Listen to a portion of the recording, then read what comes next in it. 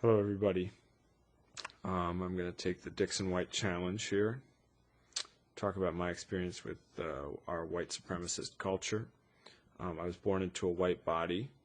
I have benefited my whole life from white privilege, and through conversations with a lot of very patient people, both people of color and white people, and through a lot of reading books by people of color, mostly, I've learned to see that pretty much the rule that I follow is everything that I've been taught about race, it's usually the exact opposite of what is really true. And that every time I get a gut feeling about race, the best practice for me to try and learn to see reality is to just flip that gut feeling on its head. Pretty much works almost every time. So I want to encourage everybody, as a practice, when you see yourself having that gut reaction around race, try flipping it on its head. So, for example, I was taught that black men are sexual predators, and it turns out that white men, since the founding of our country, systematically raped black women. So there we go. It's just the exact opposite of what my gut tells me. My gut tells me black people are lazy. Well, it turns out that we enslaved black people for 200 years and forced them to do all the work that we didn't want to do in order to reap benefits that really only benefited us. So if that's not lazy, I don't know what is.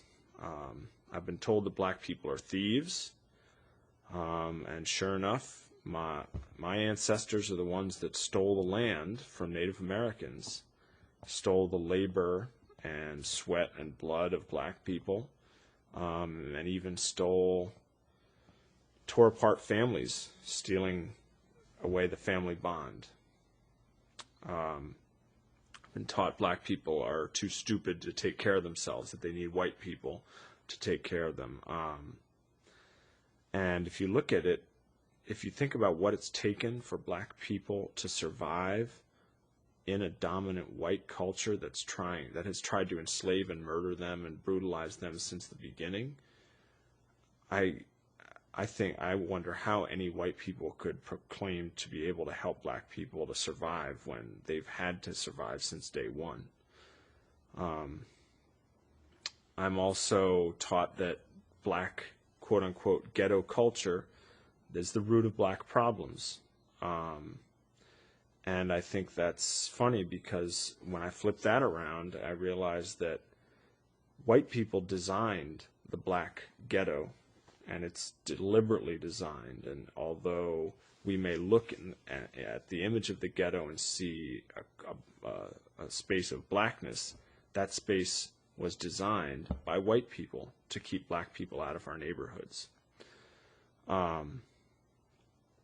And speaking of quote-unquote ghetto culture, the idea of gangbangers, like black thugs that I was taught, these like predatory, vulturous, monsters staking out their territory, that's really how we gained a foothold in this country and how we have become the economic powerhouse we are, is through gangbanging. We took over, we stole, and we protected our territory once we had stolen it. So we're the original gangbangers, but we look to black people to blame for gangbanger culture.